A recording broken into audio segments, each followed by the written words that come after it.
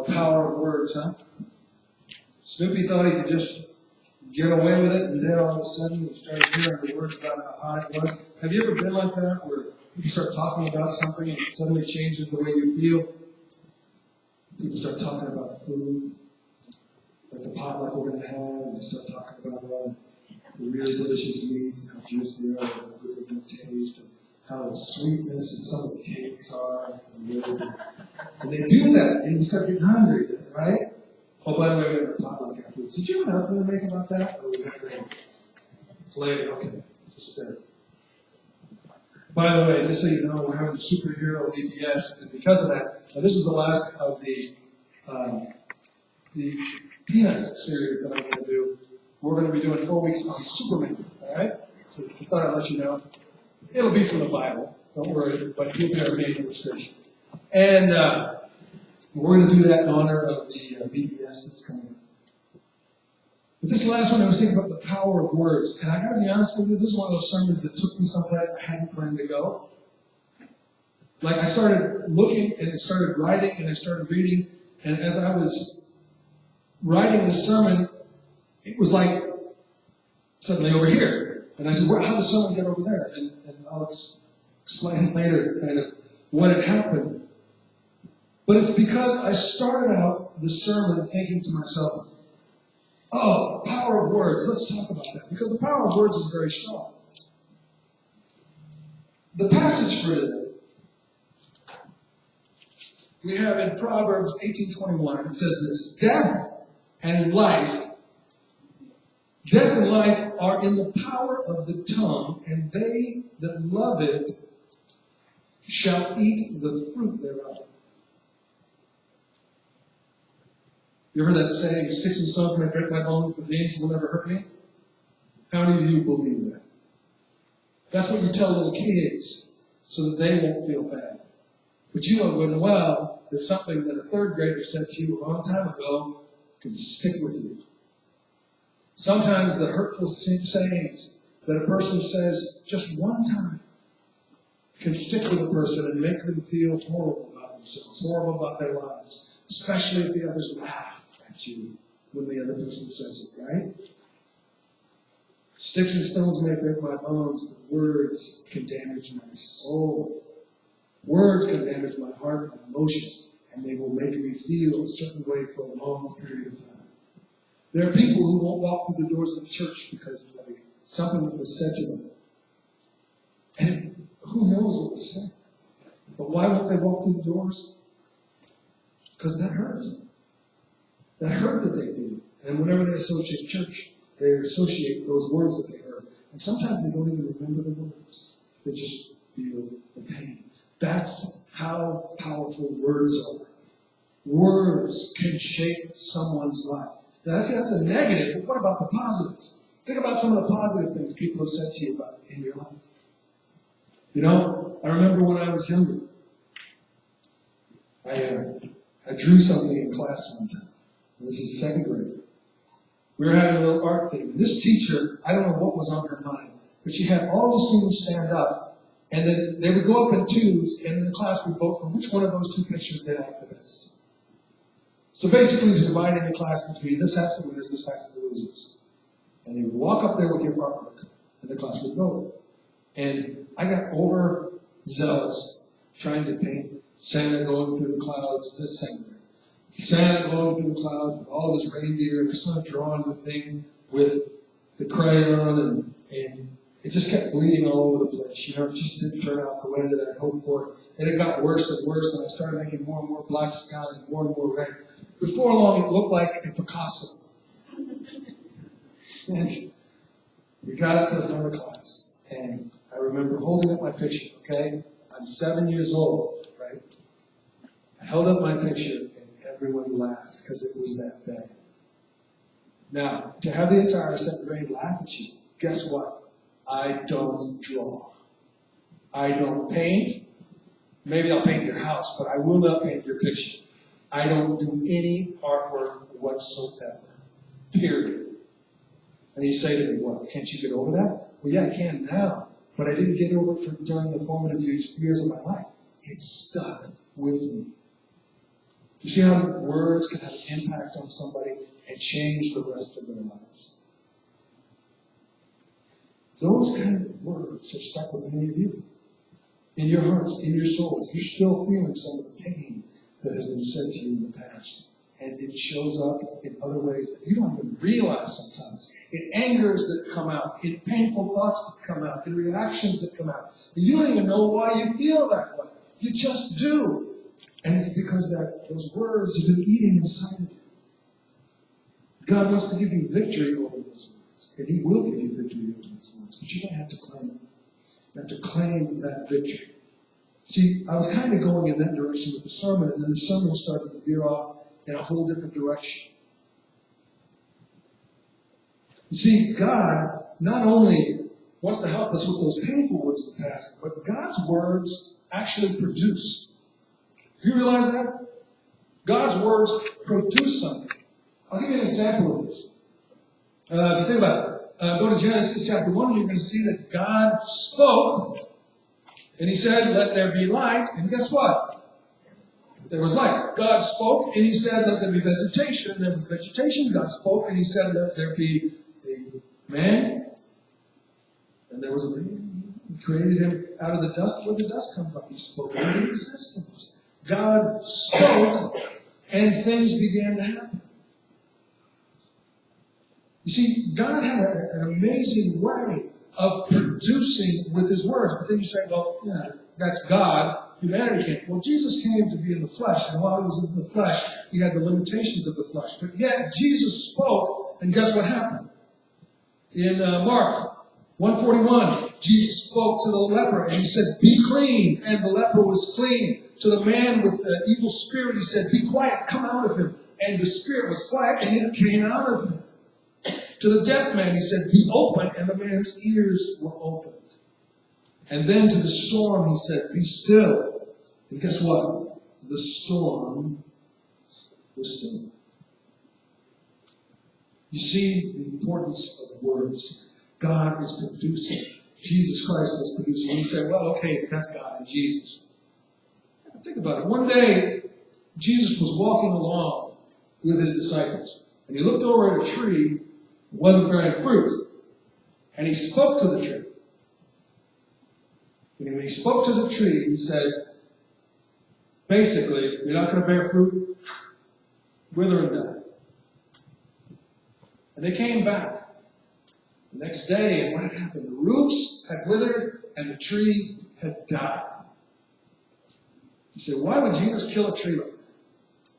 Because He was trying to teach His disciples something. And the next words that He said after that,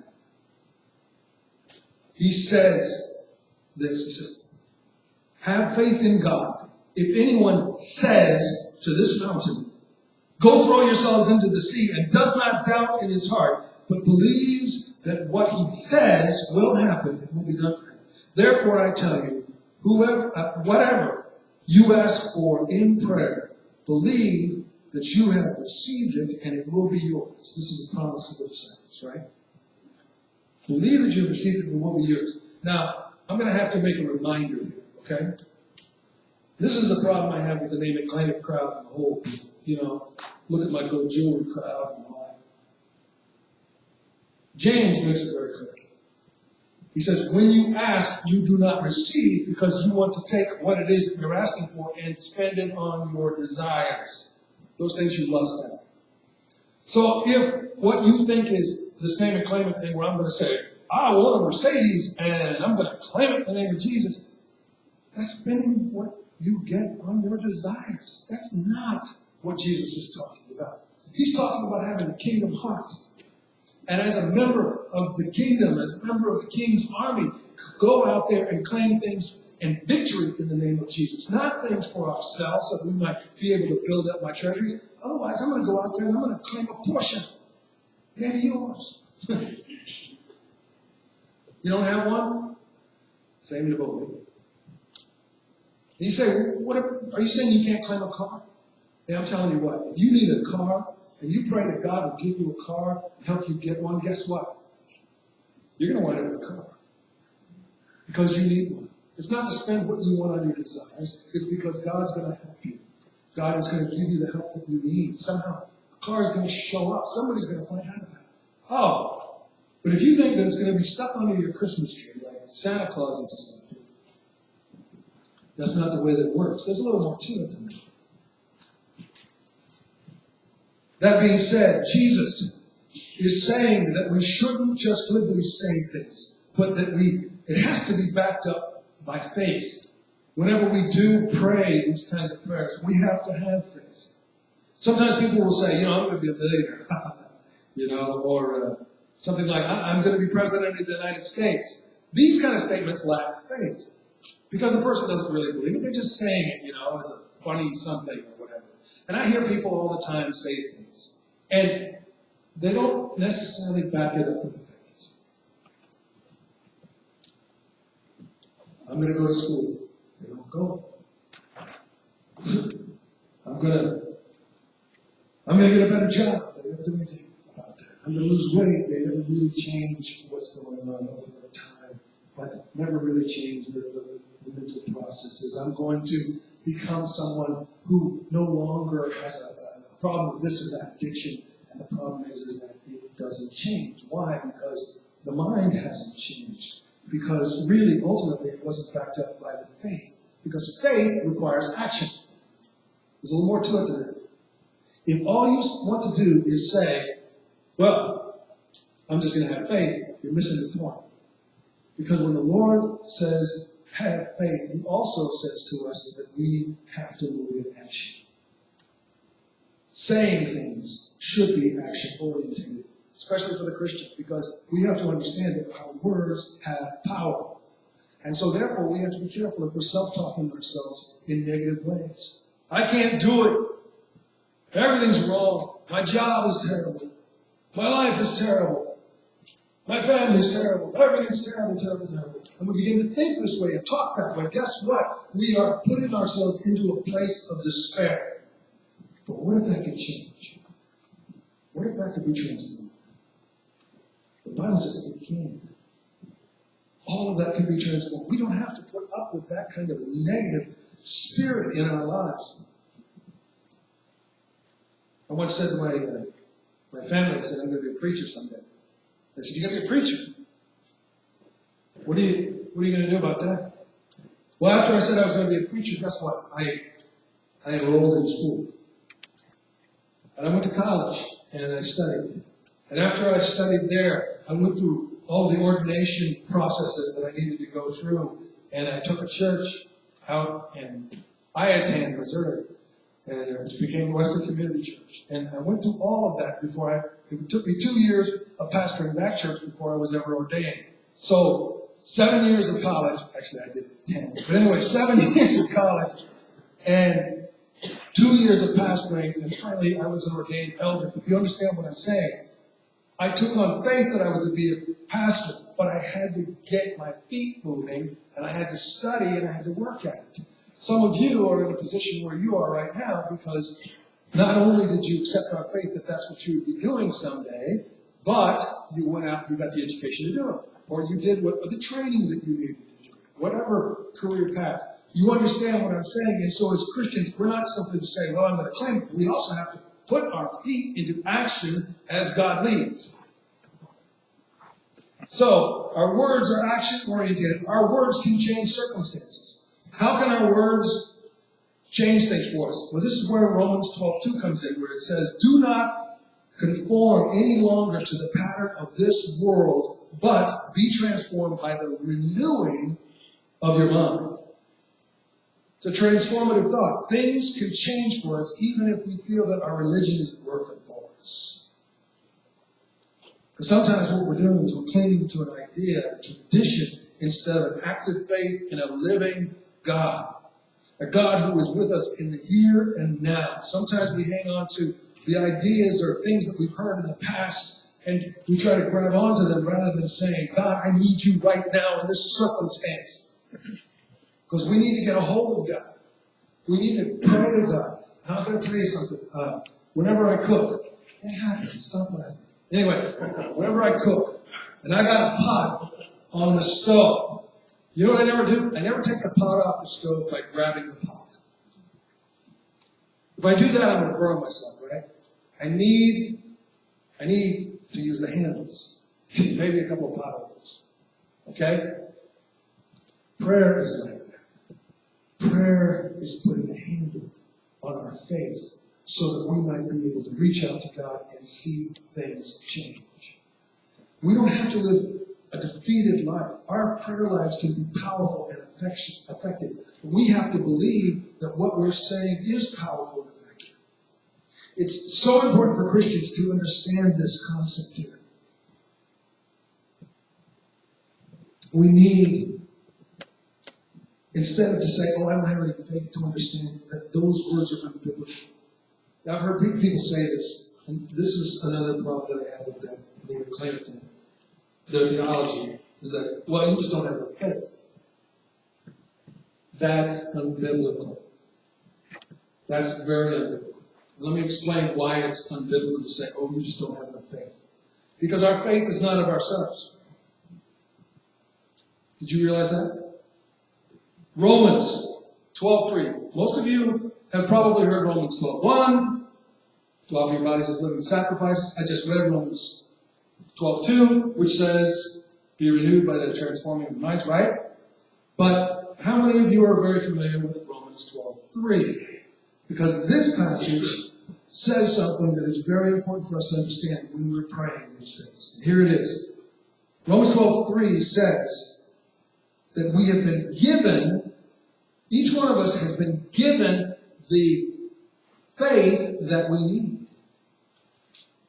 We have, each one of us, been given the measure of faith that we need. And the passage doesn't simply say a measure of faith. It says the measure of faith. Given. Do you understand what I'm saying? You've got the faith. You just got to stir it up. It's not a question of whether or not I got enough faith for a miracle. Do I have enough faith for a miracle? I'm going to have to dig up my faith so this will happen. No, it's not that at all. The Bible says, if you have faith as small as a mustard seed. Why did Jesus say that? He was trying to tell you, it's not your faith, man. It's God on the other end of that faith. That's what's ultimate. That's what's going to change things. That's what's going to transform your life. That's what's going to make miracles begin to happen. People are going to be healed. There are going to be jobs that are going to open up. Your car's going to get fixed, whatever it is that you need. But we have to identify the mountain. Jesus said, cast that mountain into the sea. What is your mountain? What is the mountain that you face today? Identify it. Is it a health problem? Is it a financial need? Is it relationships that have been damaged? Is it something that keeps coming into your life over and over again? I believe that God is saying to us that there are mountains to be moved. And I know that each one of us in our lives, we have mountains. Identify it. That's the very first thing you've got to do. What is my mountain? What is it that I have to climb that's so steep?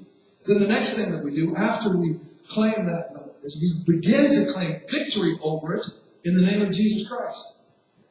There's nothing wrong with that. We have to be careful that as Christians we stop believing in the power of miracles because we're worried about not praying in God's will. Always pray in God's will. Ask what His ultimate will is. But don't let that make you all of a sudden say, oh, and a miracle won't happen because as soon as I pray, it's going to be in God's will. He won't give me anything. God is in the miracle business. He always has been. And He tells His people to pray and to believe and to act on that. And so we as Christians need to begin to do that. We need to have that in our lives. Physical healing may require us to do something more than simply praying it and claiming it. Physical healing may come from going to a doctor, taking the right medicine, diet, exercise, these kinds of things. Those are steps of faith taken towards that. Financial healing may come from learning to budget, going to classes, raise our level of expertise, finding a new job, whatever it is that we need to do in taking those steps of faith. But we can see victory begin to happen. We keep praying for God to give us answers, and God will open up doors like you can't imagine. Relational healing. It could come from swallowing our pride and being the first one to step over and say, I was wrong in this situation. And don't say, and you were wrong too. Let me explain why you were wrong too. I know I was wrong. And when you said that was really, no, just, I was wrong. Leave it. It may come from doing that, just swallowing it, but then it begins to open up doors. I tell you what, if you've got someone you have a major issue with, call them up and say, I was wrong, I'm sorry. Don't even mention what they did. I was wrong, I'm sorry. Leave it at that. And guess what? The Holy Spirit can then work through your prayers for that person, and it will begin to bore holes in the walls that they have created. These things, they don't need to happen. Hey, it's getting later. We got other things going on today as well. So I just want to mention something that's important for us. Before you do any of this, before you begin to claim things, remember what I said before. It's not name it, claim it. That's magical thinking. That has no place because that's manipulating God. But it's name it, pray for it, yield to God's will in the situation, listen for the answers, follow God's direction, and claim it. We do those things, then we're following the scriptural path. God has miracles for you today, if you will believe. You have the faith to believe. You've got all the faith you need. It was given to you, right? Yes. Right. So because you have that faith, start praying in faith. Start believing in faith. Start asking God for the miracles that happen in your life. I'm going to end with this. There's an old chorus that we used to sing. Don't hear it very much anymore, but maybe you've heard of it. Got any rivers that you think are uncrossable? Got any mountains you can't tunnel through? God specializes in things thought impossible. He'll do it for you, what no other can do. That's our God. Amen. Here, have a word of prayer. Nancy has an announcement to make right after I pray, and then we'll close.